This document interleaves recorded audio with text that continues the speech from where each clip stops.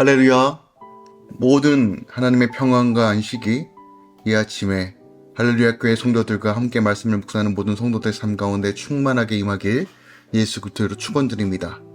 다니엘에게 말씀하시고 계시하신 것처럼 이 시대를 분별하고 하나님의 지혜, 성령의 능력으로 살길 소망하며 함께 이 아침에 말씀 묵상하겠습니다. 8월 22일 목요일 아침 예배 성삼위 하나님께 올려드립니다. 오늘 하나님의 말씀은 다니엘 9장 1절부터 19절까지입니다. 다니엘 9장 1절부터 19절까지입니다.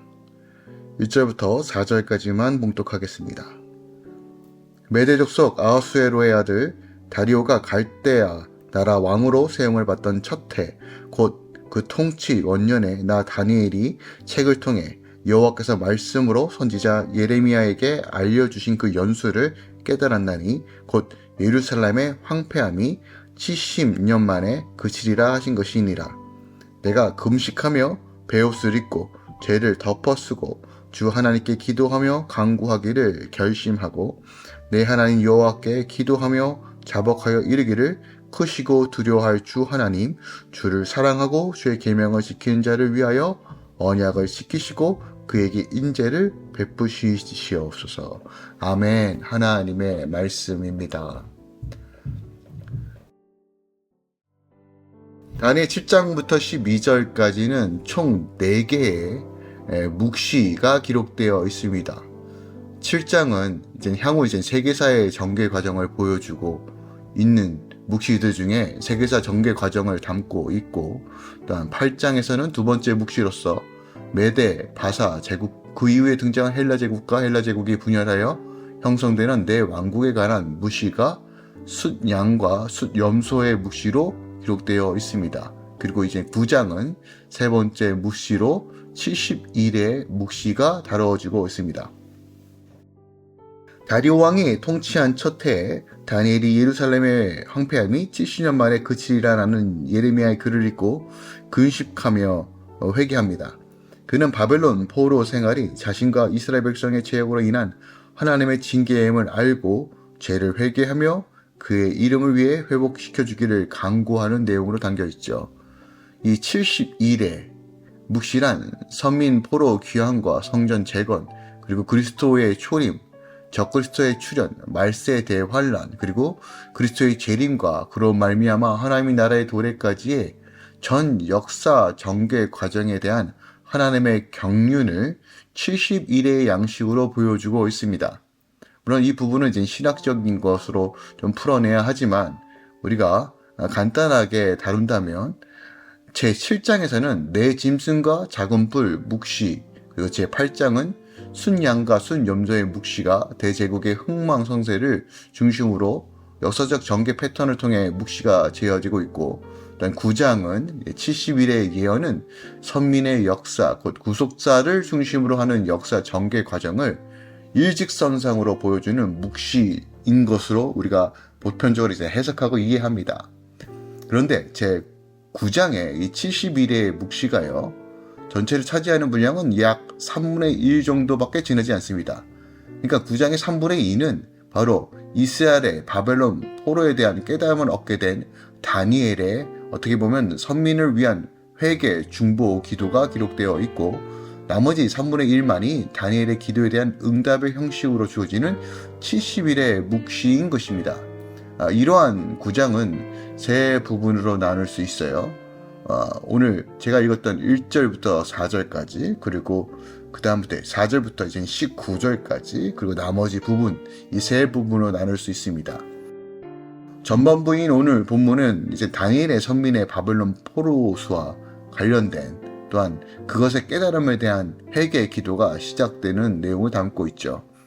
1절과 2절은 다니엘이 선민 포로 기간에 대하여 깨닫게 된 사실을 기록하고 있고, 또한 3절부터 4절까지는 선민의 그 포로 기간을 깨닫게 된 다니엘이 민족을 위하여 회개하며 중보 기도를 드리는 그 시작점을 기록하고 있습니다.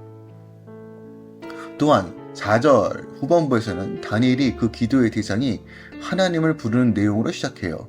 다니엘은 하나님을 크고 두려워할 주 하나님, 주를 사랑하고 주의 계명을 지킨 자를 위하여 언약을 지키시고 그에게 인자를 베푸신다라고 선언합니다. 여기서 크고 두려워할 주 하나님이란 하나님의 존귀와 위엄을 강조하는 호칭인 동시에 바로 포로로 잡혀있던 그들, 우리가 하나님을 경외하지 않았기 때문에 이런 일이 벌어졌다는 것을 암시하고 있어요. 그리고 주를 사랑하고 주의 계명을 지키는 자를 위하여 언약을 지키시고 그에게 인자를 베푸시는 이라는 이 사실은 하나님의 신실하심을 다시 한번 부각시키며 하나님께서 언약의 말씀대로 이스라엘 백성들을 다시 한번 구원하여 주실 것이라는 것을 호소하고 있어요. 5절부터 15절까지는 바벨론을 포로에 초래한 선민의 범죄에 대한 세 가지 형태의 회개가 기록되어 있습니다.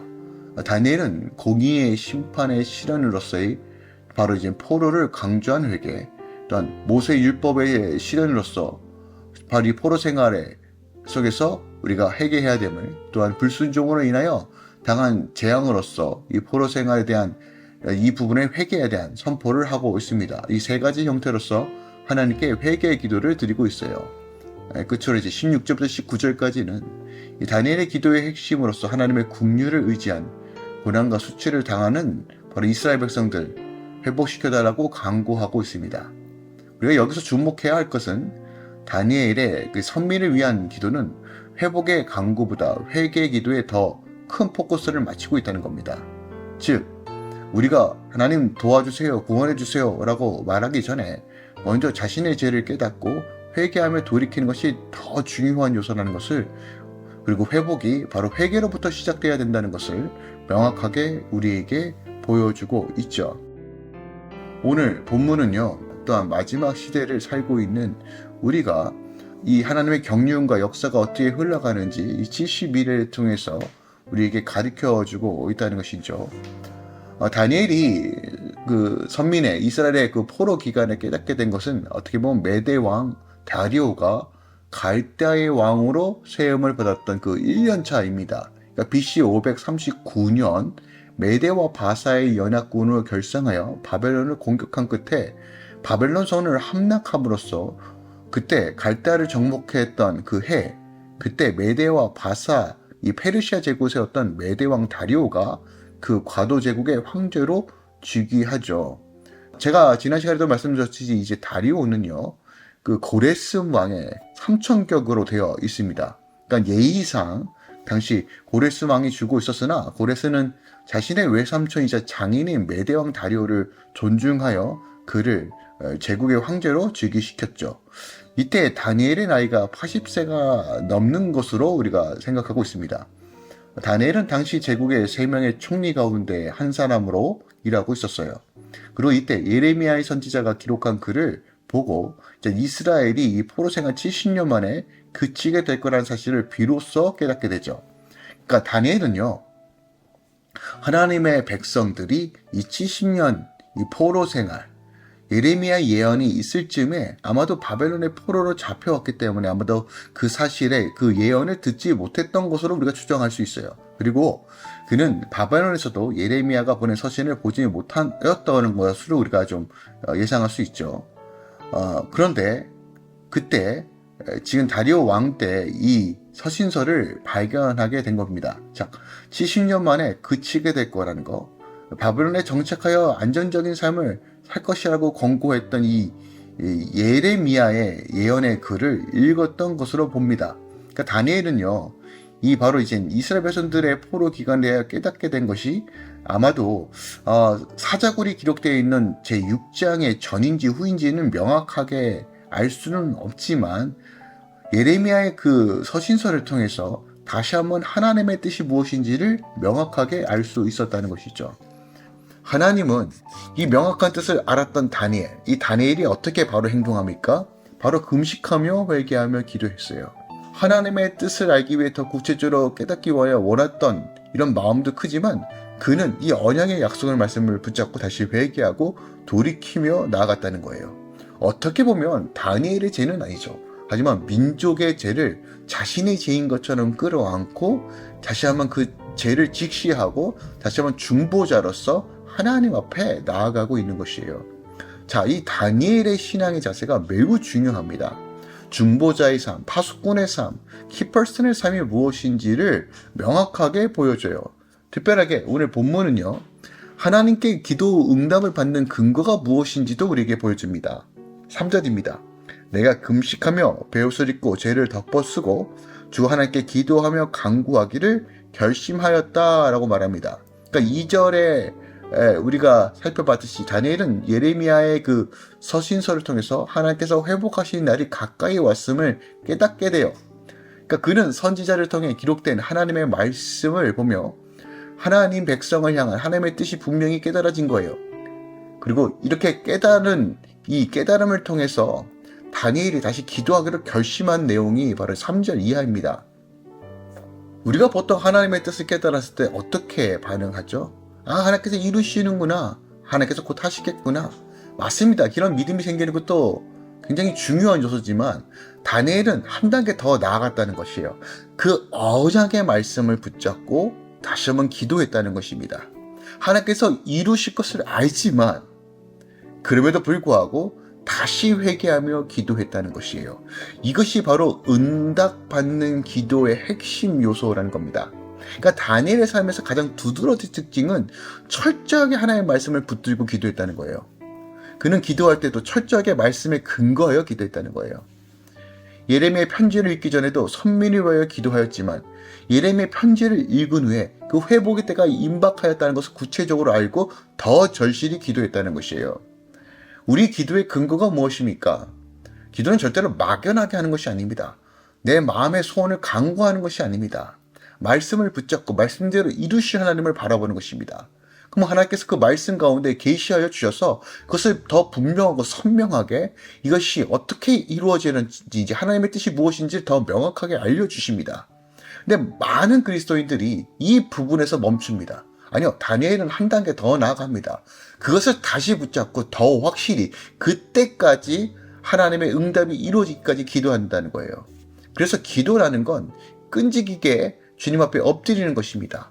왜요? 기도의 목적은 하나님과의 더 친밀함과 하나님의 뜻을 대응하며 하나님의 뜻이 이 땅 가운데 이루어지도록 애쓰고 기도하는 것이 기도의 목적이기 때문입니다. 우리 안의 삶 가운데 하나님의 말씀을 붙잡고 기도하는 역사들이 일어나기 원합니다. 막연하고 두리뭉실한 기도가 아니라 말씀을 묵상하고 말씀 가운데 주시는 그 계시의 말씀을 붙잡고 기도하며 선포하기 원합니다. 우리를 향하신 하나님의 선하신 뜻은 기도를 통해서 이루어진다는 거예요. 3절 이하에서도 우리가 명확하게 알 수 있습니다. 다니엘은 예레미야의 선지자의 글을 통해 70년이라는 세월을 깨닫게 돼요. 그리고 그는 그 자신이 바벨론의 포로로 잡혀왔던 최초의 포로자였다는 것을 감안하여 하나님께서 정하신 그 포로의 그 포수의 기간이 다 찼다는 것을 깨닫게 돼요. 다니엘이 이렇게 하나님의 선민의 포로의 기수를 70년을 정하는 사실을 알고 굳이 기도한 것은 한편으로는 우리가 납득할 수 없을 수 있지만 기억하세요. 다니엘은 시작과 끝을 기도로 마무리하고 기도로 또 마무리했다는 것이에요. 하나님은 말씀대로 이루어집니다. 하지만 우리의 역할은요, 기도하며 나아갈 때 하나님께서 기도를 통해 역사하신다는 사실을 믿는 것입니다. 이것이 마태복음 16장 18절 말씀이에요. 맺고 푸는 것이 교회에 있고 예수 그리스도의 백성들에게 그 권세가 있어요. 우리가 흔히들 하나님께서 알아서 응답하시겠지라는 막연함으로 살아요. 아니요. 성경의 모든 곳에는 기도하는 사람부터 그 기도를 통해서 하나님께서 이루신다는 것을 명확히 말합니다. 계시록 말씀을 보면서도 우리가 알 수 있잖아요. 하나님의 보좌로 올라가는 그 금 대접에 담겨있는 성도의 기도에 그 기도에 근거하여 하나님께서 재앙을 내리시는 것을 우리 보게 됩니다. 기도에는 능력이 있습니다. 성도가 하나님이 인해 동참하는 가장 근본적인 방편이 기도입니다. 하나님께서 우리 기도를 요청하시고 기도 외에 다른 방법이 없다라고 명확하게 말씀하고 계십니다. 작은 것부터 큰 것까지 자녀이기 때문에 필요한 것을 간구하는 기도, 하나님의 나라와 의를 위해 선포하는 기도, 중부하며 함께 주의 나라를 세워가는 기도, 치유와 회복을 위해 기도하는 것, 그 모든 것들이 하나님의 섭리와 뜻 가운데 있습니다. 이것이 하나님께서 우리에게 요청하신 부르심입니다. 성도는 기도할 때 가장 성도다워지는 것입니다. 오늘도 말씀을 붙잡고 하나님의 뜻이 이 땅 가운데 이루어지길 원하고 하나님의 나라가 내 삶 가운데 온전히 임하길 함께 기도하며 나아가길 원합니다. 하나님의 선하신 뜻이 기도를 통해서 이루어질 것입니다. 기도하겠습니다. 사랑하는 주님 감사드립니다. 하나님 어떠한 상황 속에서도 다니엘이 기도를 놓치지 않았던 것처럼 또한 하나님 말씀이 임하였을 때 다시 한번 붙잡고 더 절실히 기도했던 것처럼 하나님 우리가 기도에 애쓰고 기도로서 뚫어내며 기도로서 하나님과의 친밀함을 누리는 성도의 삶 살게 하소서. 무시로 성령 안에서 기도하게 하시고 늘 주님께 집중하게 하시고 주의 뜻이 무엇인지 분별할 수 있는 사모함을 허락하여 주시옵소서. 끝까지 기도할 수 있는 열정을 더하여 주시고 더 나아가 내 문제를 벗어나 서로 기도하며 중보하며 열방과 나라를 향해 걸어가는 거룩한 성도의 삶 살게 하소서. 주님께서 성도들의 기도를 통해서 교회의 기도를 통해서 이루신다는 명확한 믿음을 가지고 살게 하소서.